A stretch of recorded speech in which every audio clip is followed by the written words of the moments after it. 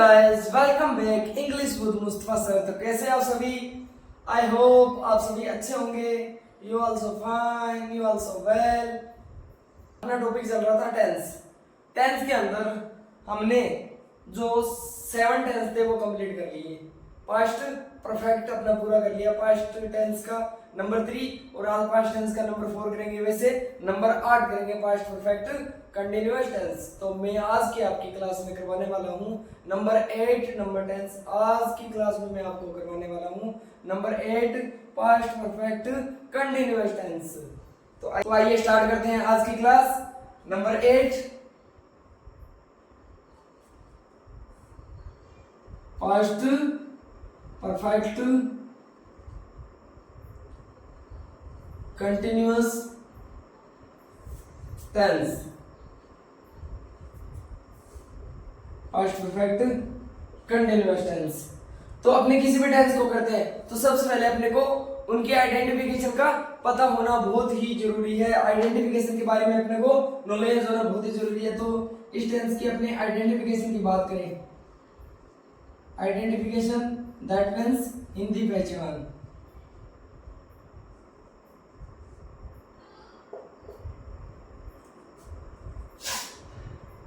तो इस टेंस की जो पहचान है, at the end of Hindi sentences, at the end of Hindi sentences always comes से रहा था, से रही थी और से रहे थे। यानी जो हिंदी वाक्य होते हैं उनके अंत में हमेशा से रहा था, से रही थी, से रहे थे ये आता है।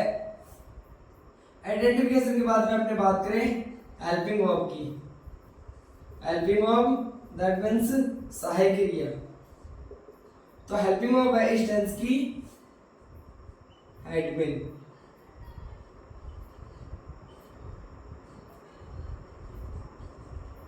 बोथ सब्जेक्ट के लिए, ठीक है। चाहे सब्जेक्ट आपका क्या हो, चाहे सब्जेक्ट आपका सिंगुलर हो चाहे प्लूरल हो, दोनों सब्जेक्ट के साथ में आपको क्या लगानी है, हैड बीन यूज करना है। Identification helping verb. उसके बाद में अपने बात करते हैं मेन वर्ब की। मेन वर्ब मुख्य क्रिया।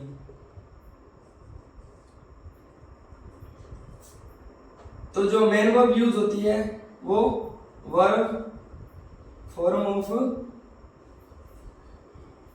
फर्स्ट विद आईएनजी, ठीक है। यानी वर्ब की फर्स्ट फॉर्म होती है उसके साथ में आईएनजी का यूज होता है।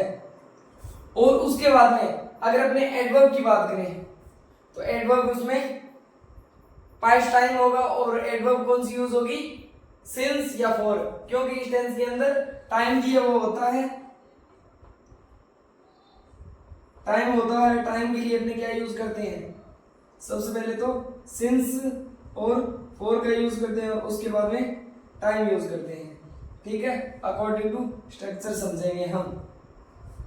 तो सेंटेंस करते हैं सबसे पहले एफर्मेटिव सेंटेंस।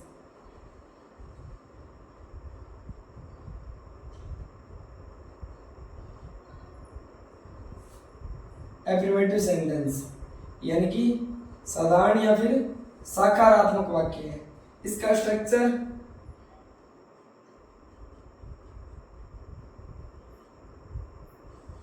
सबसे पहले सब्जेक्ट, उसके बाद में H B helping verb had been complete आएगा,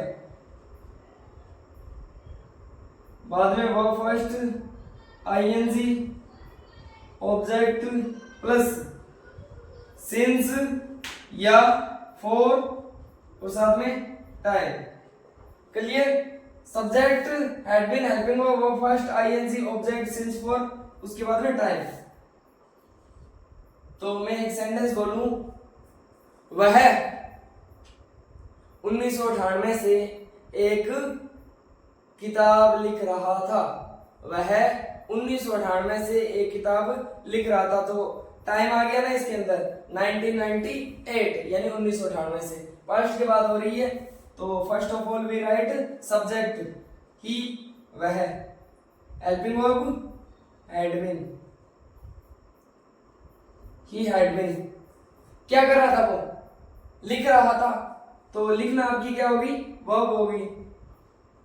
writing, verb first with ING.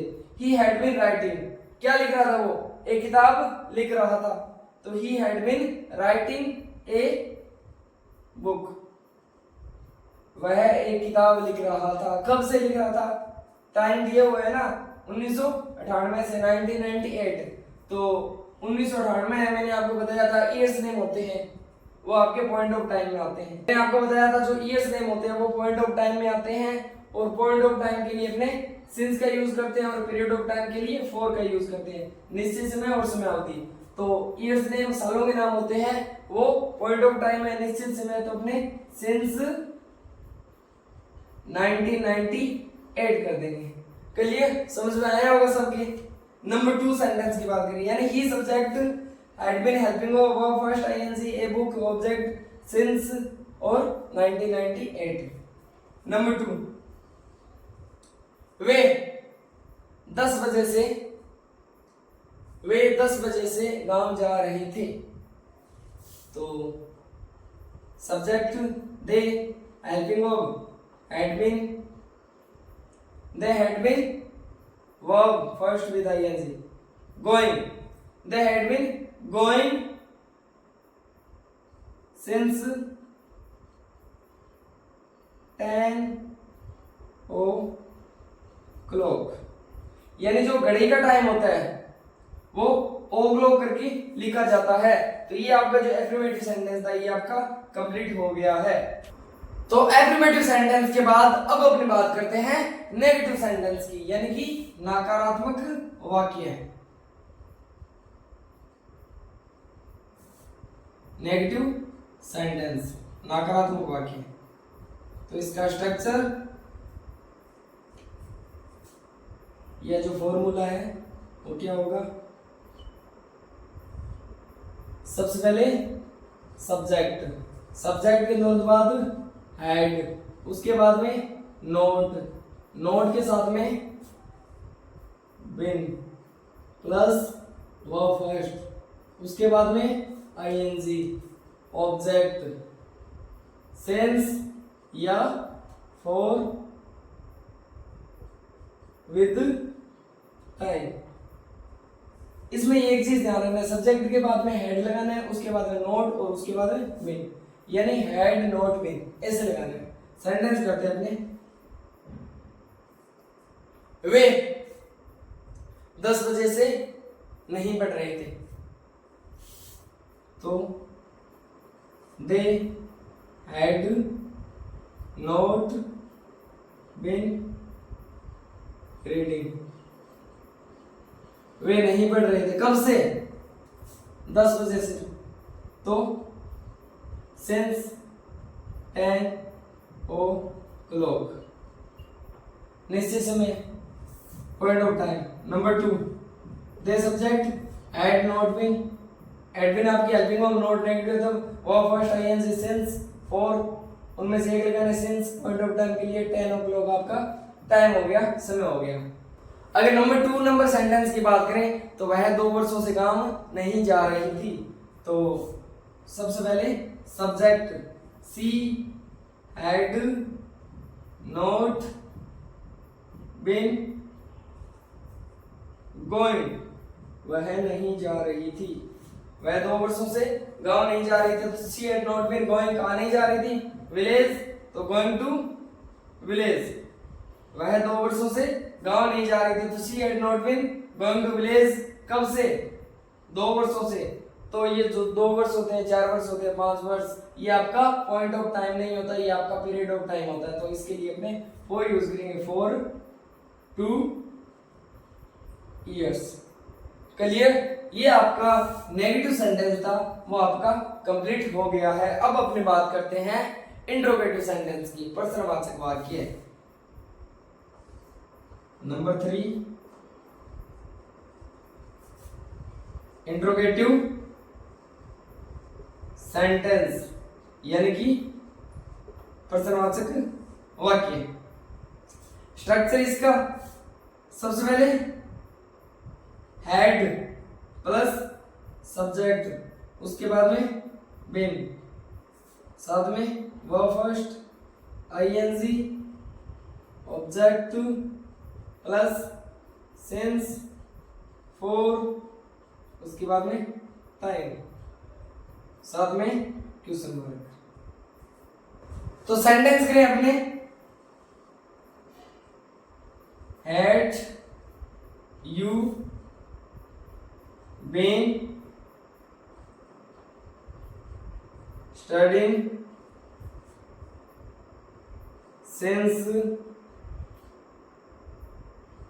7 o'clock। सबसे पहले had plus subject been, study verb first ING, studying since 7 o'clock। क्या आप 7 बजे से पढ़ रहे थे या क्या तुम 7 बजे से पढ़ रहे थे? ये आपका सेंटेंस हो गया। आपका जो सेंटेंस हो गया प्रश्नवाचक वाक्य जो कि हेल्पिंग वर्ब से स्टार्ट होता है, ठीक है। और एक सेंटेंस जो डब्ल्यूएच वर्ड से स्टार्ट होता है, तो इसमें आपको कुछ नहीं करना, पहले डब्ल्यूएच वर्ड ऐड करना है। Where had she been living for 2 years। Where कहाँ, had helping verb she subject been helping verb first ING since for और टाइम 2 years। यानी वह 2 वर्षों से कहाँ रह रही थी, वह 2 वर्षों से कहाँ रह रही थी। तो ये तो हेल्पिंग वर्ब से स्टार्ट होता है, वो सेंटेंस हो गया आपका। और ये डब्ल्यूएच फैमिली से स्टार्ट होता है, वो सेंटेंस हो गया। ये आपका इंट्रोगेटिव सेंटेंस है, प्रश्नवाचक वाक्य है, वो कंप्लीट हो गया है। इसके बाद में अपने बात करते हैं number 4 sentence, interrogative and negative sentence. तो आइए स्टार्ट करते हैं number 4 sentence, interrogative and negative sentence start करते हैं। Number 4 interrogative and negative sentence, प्रश्नवाचक और नकारात्मक वाक्य। इंट्रोगेटिव एंड नेगेटिव सेंटेंस, प्रश्नवाचक और नकारात्मक वाक्य। स्ट्रक्चर या फॉर्मूले की बात करें तो आइए हम इसका स्ट्रक्चर लिखते हैं। सबसे पहले had plus subject plus not, उसके बाद में been plus verb first ING, ING के बाद ऑब्जेक्ट, उसके बाद में सिंस या फॉर विद टाइम, साथ में क्वेश्चन मार्क। समझ में आ गया? Had subject not been verb first ING object since for with time. और जिसके ये सिंस और फॉर टाइम ये समझ में नहीं है तो आप मेरी लेक्चर नंबर 5 है वो देख लेना, क्योंकि 5 नंबर लेक्चर के अंदर मैंने जो चौथा टेंस है प्रेजेंट परफेक्ट कंटिन्यूअस वो करवाया और उसमें सिंस और फॉर के बारे में डिटेल से बताया हुआ है, तो आप उसे देख सकते हैं। तो अपने करते हैं interrogative and negative sentence of past perfect continuous tense का। Had she not been reading a lesson since morning, ऐसे ही सिंस। हाँ जी, had she not been reading a lesson since morning, had she not been reading a lesson since morning.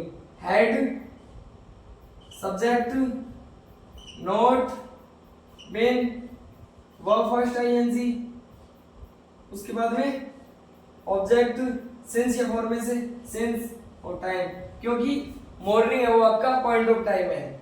क्या वह सुबह से एक पाठ नहीं पढ़ रही थी। Number 2, had you not been coming for 3 days, क्या आप 3 दिनों से नहीं आ रहे थे।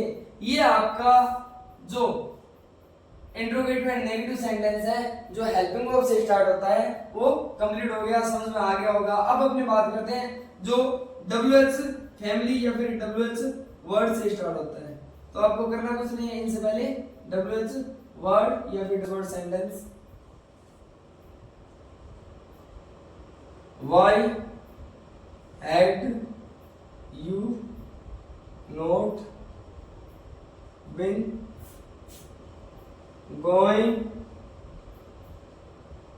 since